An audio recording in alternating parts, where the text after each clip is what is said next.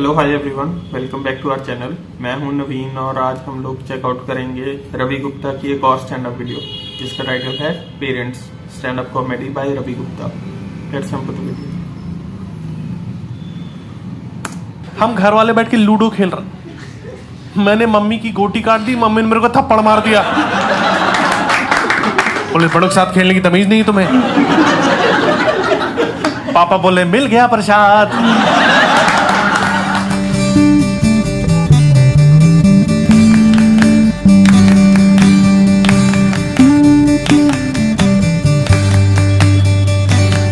दोस्तों, मैं तुम लोगों को एक सलाह देना चाहूंगा कि जिंदगी में कभी भी घमंड मत करना, बढ़िया चीज नहीं।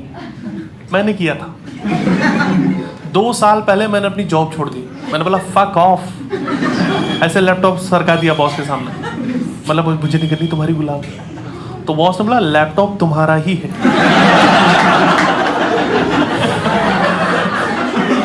तो बोला आर यू श्योर तुम जॉब छोड़ना चाहते हो?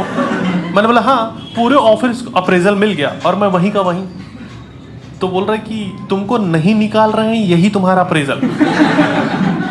एक तो तुम रूड बहुत, तुम अपनी जूनियर से ढंग से बात नहीं करते। मैंने बोला ऐसा तो है नहीं।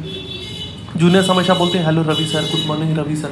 मतलब बोला रवि सर क्या होता है? We are friends, we are colleagues, हम साथ में काम करते हैं। Call me sir only. तो बॉस ने बोला भाग, फक ऑफ। उसके बाद मैं बेरोजगार हो गया। फिर मैं अपना पैशन फॉलो करने लग गया। मैं स्टैंड अप कर रहा था, शोज चल रहे थे, लाइफ बढ़िया चल रही थी, इंडिया घूम रहा था। फिर पैंडेमिक आ गया। अब मैं वापस उसी कंपनी में जॉब कर रहा हूँ और मैं खुश भी हूँ, क्योंकि पैशन और भूखमरी दोनों अलग चीज है। ये मुझे क्लियर हो गया। और याद है जब फर्स्ट वेव आई थी, हम सबकी हालत खराब हो गई थी। मैं दिल्ली में रहता हूँ और वहाँ पे केसेस बहुत ज़्यादा थे। लोग हॉस्पिटल में जा रहे हैं, उनको बेड नहीं मिल रहे, शमशान घाट पे लाइनें लगी हुई, लोग मर रहे हैं। मेरी फट गई। मैंने बोला यूपी चलते हैं, गांव चलते हैं, वहाँ केसेस कम है।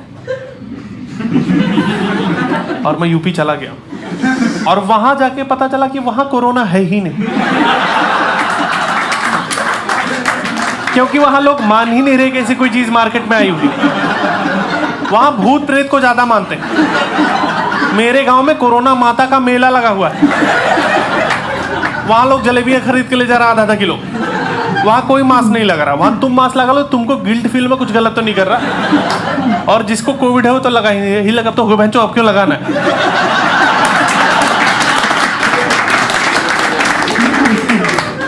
मैं मास्क लगा के घूम रहा था। एक बंदा बोला ज्यादा शो ऑफ मत करो। मैं दुकान पे चला गया। मैंने बोला ये मास्क दे दो। उसने बोला क्रिश 4 तो अभी आई ही नहीं। अभी कहाँ से मास्क दे दे?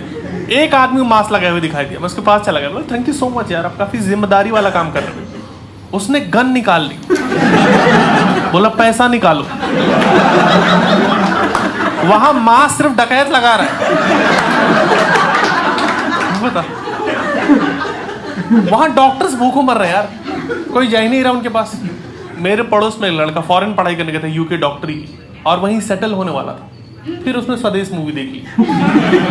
एंड लगे तो बंधन है जो कभी छूट नहीं सकता। मैं गांव जाऊंगा, वहां क्लिनिक खोलूंगा और गरीबों की सेवा करूंगा। उसने गांव में एक क्लिनिक खोल दिया, गरीबों ने चूतिया काट दिया। कोई नहीं कर रहा, वो दिन भर मक्खियां मार रहा, बट उसको सेवा करनी है। तो डॉक्टर आदमी रात में तांत्रिक का काम करता है। वो लोगों का कोरोना उतार रहा है। वो नींबू पर डाल के दे रहा पैरासीटामोल कि चूसो भैंचो ठीक हो जाओ यार तुम बस। वो डोलो की भभूत बना के दे रहे लोगों को, किसको जीप पे मल लेना। वाह, वहाँ अलग माहौल है। मैं अपनी तरफ से एफर्ट मार रहा हूँ। मैं दुकानों में जगह 1 हैंड डिस्टेंस पे खड़ा हो जा रहा हूँ। लोग पीछे से धक्का दे रहे कि काहे टाइम पास कर रहा है, जगह तो खाली है। वहाँ बेचारे वैक्सीन वाले अभी भी घूम रहे कि पोलियो पे तो लगवा लो यार। कुछ लोग पढ़े लिखे हैं, जैसे एक अंकल मास्क लगा के घूम रहे थे, नाक पे मुंह खुला हुआ था उनका। मैंने बोला चाचा ये क्या बकचोदी। तो बोला बेटा देखो ऐसा कि 12 तक हमने साइंस पढ़ी हुई है और उसमें हमें बताया गया था कि मुंह से हम कार्बन डाइऑक्साइड निकालते हैं और जहाँ से ऑक्सीजन लेते हैं वो छेद तो बंद है ना, भाग जाए यहाँ से। मैं घर चला गया, मैं बहस नहीं करता इनसे। मैंने घर पे बोला, मम्मी को बोला कि मम्मी ऐसा कि दिल्ली से आ रहा हूँ, 10 दिन के लिए क्वारंटीन न हूँ क्योंकि केसेस बहुत ज़्यादा है वहाँ पे, थोड़ा संभाल के रहना है, हम लोग को डिस्टेंस बनाना है, खाना वाना आप ऐसे नीचे सरका के देना। मम्मी बोली ठीक है। 5 मिनट के अंदर मम्मी चाय लगे मेरी छाती पे रख दी कि पियो बेटा कुछ नहीं होता। पापा समोसा ले खड़े हुए, खाओ ना बेटा खाओ ना। मैंने बोला समोसा इतनी जल्दी कैसे बना दिया? बोले बनाए कहाँ? तो दुकान से लेके आ रहे, भीड़ लगी थी, धक्का मुक्की से होके आ रहे। यही सब तो नहीं करना है यार। और मैं इसी बता रहा हूँ कि देखो हम लोग लाइफ में पढ़ाई लिखाई करके आगे बढ़ चुके हैं, अकेला हमको रहना अच्छा लगने लगा है, ठीक है। पर कोविड की वजह से हमको क्या करें, माँ बाप बोले कि बेटा आ जाओ। जब कुछ उखाड़ना था तब तो उखाड़ नहीं पाए, अब लॉकडाउन में क्या ही उखाड़ लोगे। तो उनकी बातों में सच्चाई लगी मुझे। जिन लोगों के तो कुछ दिनों पहले शादी हो गई वो तो लॉकडाउन मना रहे हैं, पर हमारे जैसे लोग फंसे हुए हैं। और मैं बता रहा हूँ, काफी दिन बाद जब तुम माँ बाप के साथ रहना शुरू करते हो तो कुछ कंसेप्ट तुम्हें क्लियर होते हैं, तुम्हें उनके बारे में और उन्हें तुम्हारे बारे में कुछ चीजें पता चलने लगती हैं कि इतने भी बढ़िया लोग नहीं हैं।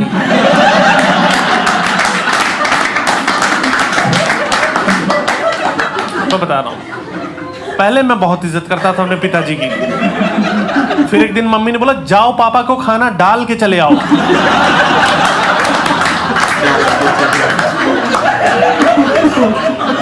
ये हालत है।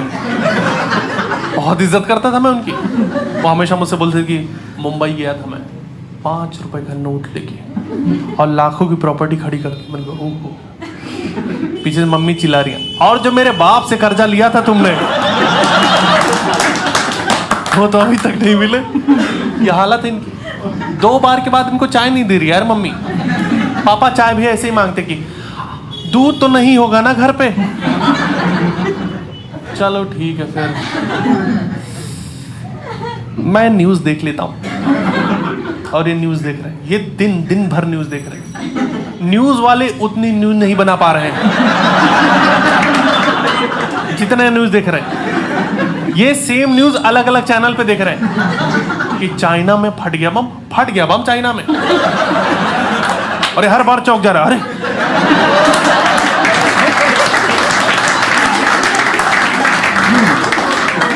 पापा इतना न्यूज देख लिया, उनको लगता है इंडिया ने कर लिया है चाइना पे कब्जा। एक दिन मुझसे बोल रहे थे हम इनको अपने देश में मोमोज क्यों बेचने दे रहे हैं।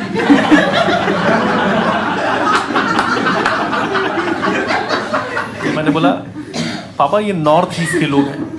बोले जो भी हैं अपने देश जाए ना। आप तो पढ़े लिखे हो ना यार, कैसी बातें कर रहे हो। और एक तो न्यूज देखना बंद करो यार, फालतू की चीजों। कोई इंडिया ने चाइना पे कब्जा नहीं किया हुआ है। बोले जब टीवी पे एंकर इतना चिल्ला रहा है तो झूठ थोड़ी बोल रहा होगा। मैंने बोला एक तो को देखना बंद करो, ये गांजा खा के न्यूज करता है, ये फूंक भी नहीं रहा, ये प्रॉपर पकौड़ियां तली जा रही और उसको खा के चला जा रहा है न्यूज करने। और वहां पर भी इसको कम पड़ जा रहा है तो वही चिल्लाने लग रहा है मुझे ड्रग्स दो, मुझे ड्रग्स दो। देखो ये मेरा पर्सपेक्टिव था पापा को लेकर। अब पापा भी मुझे देख ही रहे ना, तो उनको भी लग रहा है कि इस नल्ले को प्रॉपर्टी देने वाला था मैं। तो बेकार है यार, 12 के बाद पहाड़ा नहीं आता इसको। अभी बाएं हाथ से लिखता है, 15 साल से कब्ज है इसको। कल दही के साथ मोमोज पेल गया था मेयोनीज समझ कर। दिन भर पड़ा रहता है, नाभि में से रुई निकालता रहता है। इसमें चौंकने वाली कोई बात नहीं, सबकी नाभि से रुई निकलती है। बस मेरा स्टार्टअप का प्लान, मैं उसका तकिया बनाऊं। मैं कपास की खेती करूंगा और शार्क टैंक में चला जाऊंगा मैं कि 0% इन्वेस्टमेंट 100% इक्विटी। ये तो सीखा इतने दिनों, बट देखो ऐसी बात नहीं कि मैंने इज्जत कमाई नहीं, बस इन लोगों ने देखी नहीं। जैसे कहा मैं स्टैंड अप कॉमेडियन प्रोफेशनल, ऐसे नहीं जो भी आए, मुझे काम मिल रहा है। कल मैं गया था किटी पार्टी में परफॉर्म करने, तो 1200 रुपये उन्होंने ऐसे से करके दिया। पर ऐसा नहीं कि मैंने लाइफ में कुछ, जैसे मैं मल्टीनेशनल कंपनी के लिए भी शोज़ करता हूँ, कॉर्पोरेट शोज़ भी करता हूँ। जैसे पिछले महीने एक बहुत बड़ा शो किया था मैंने, और उन लोगों ने मेरे लिए गाड़ी भेजी थी यार, BMW। और जैसे ही गाड़ी से नीचे उतरा, उस कंपनी के CEOs जैसे मेरे को मोटी मोटी मालाएं पहनाने लग गए। तो एक बार तो मुझे लगा कि बलि अभी भी दे रहे हैं क्या इंडिया में? ये तो बैन हो गया था यार। फिर उन्होंने मुझे अंदर ले जाके एक पैनल में बिठा दिया जहां उनकी कंपनी के लोग थे, और वहां उनकी प्रेजेंटेशन चल रही थी। वो मुझे दिखा रहे कि देखिए मिस्टर रायजादा, हमने 13 ट्रिलियन का कारोबार जकार्ता में किया है, मतलब मेरा 13,000 रुपये फंसा हुआ है। फिर थोड़ी देर में मेरे बारे में मुझे प्रेजेंटेशन देने लग गए कि आपका नाम रवि गुप्ता है और आपका जन्म वाराणसी में हुआ है। आप देखिए, एक टाइम पे मुझे लगा मैं मर गया हूं क्या, कि मेरी जीवनी क्यों बता रहा है। आप बड़े ही हंसमुख स्वभाव के, तभी तो स्टैंड अप कर रहा हूं यार। और वो सब चीजें देख के मेरी आंखों से ऐसे आंसू निकलने ही लग गए कि काश मम्मी पापा यहाँ होते, तो उनको लगता उनका लौंडा कितनी तरक्की कर गया है। पर मम्मी पापा ने मुझे ऐसे ही देखा है कि मेरे को कुत्ता दौड़ा रहा है, मेरा पैर टट्टी पे पड़ गया है, मम्मी वहीं छत से ही चिल्ला रही, अंदर मत, चप्पल फेंक के मारूंगी। जो बाहर से नहा के आओ, बाहर से कैसे नहा के आऊं यार मैं। मम्मी को इन सब चीजों से कोई मतलब नहीं। मम्मी मेरी चलती हुई जूम कॉल पे स्क्रीन साफ करने लग जा रहे, मैं उनकी सफाई के बीच में आ गया था। इसको भी रगड़ ही देते। मैंने मम्मी से बोला कि मम्मी मैं कुछ भी खा रहा हूँ ना, मेरे को स्मेल आ रहा है ना टेस्ट आ रहा है, टेस्ट का पता ही नहीं चल रहा मैं कुछ भी खा रहा हूँ। तो मम्मी बोल रही है मैं पागलों की तरह किचन में काम कर रही हूँ, इन नवाबजादे को टेस्ट नहीं आ रहा है, जाके अपने बाप से बोल दो रेस्टोरेंट खोल दे तुम्हारे लिए। मैंने बोला ईगो पे लेने वाली बात नहीं है, ठीक है। उनको शुरू समझा रहा हूँ कि कोरोना एक बीमारी आई जिसमें आप कुछ भी खाओगे कुछ भी पियोगे ना स्मेल आएगा ना टेस्ट आएगा। मैं बोली ऐसा है क्या, कुछ पता ही नहीं चल रहा। मैंने बोला हाँ। बोले इससे बढ़िया क्या है, ढेर सारा करेले का जूस पी लो, जब पता ही नहीं चल रहा है तो पी लो ढेर सारा करेले जूस, हेल्दी हो जाओ। इसे कहते हैं आपदा में अवसर। देखो हम घर पे अजीबोगरीब चीजें कर रहे हैं जो हमने जीवन में कभी नहीं की, क्योंकि हम कुछ कर नहीं सकते, हम फंसे हुए। हम घर पे पिज्जा बना रहे हैं और वो पिज्जा इतना घटिया है कि कुत्ता भी नहीं खाएगा, क्योंकि उसमें परसों के परवल के टॉपिंग्स डाल रखे हैं इन्होंने। हम बस इसलिए खुश है कि बाहर से खरीदते तो 600 का पड़ता। हम घर वाले बैठ के लूडो खेल रहे, मैंने मम्मी की गोटी काट दी, मम्मी ने मेरे को थप्पड़ मार दिया। बोले बड़ों के साथ खेलने की तमीज नहीं तुम्हें। पापा बोले मिल गया प्रसाद। बाहर पुलिस वाले पीट रहे, अंदर घर वाले। कहीं चले जाओगे यार। मैं घर पे 18वीं बार अपनी दीदी की शादी की कैसेट देख रहा हूँ, और जैसे ही विदाई आ रही मम्मी रोने लग रही, ये हमारी लड़की।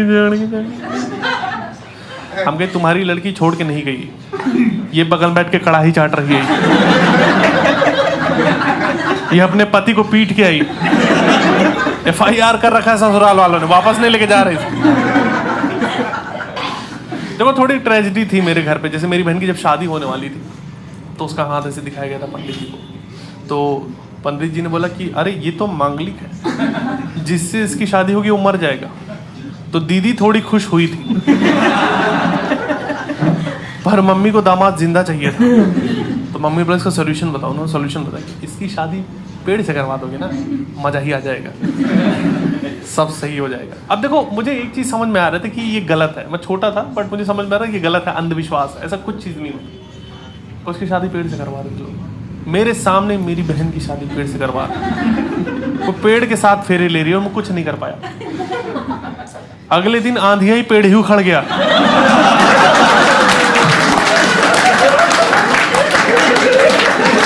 मुझे लगा सच में तो नहीं चुड़ैल लिए। अरे भगाओ यार इसको।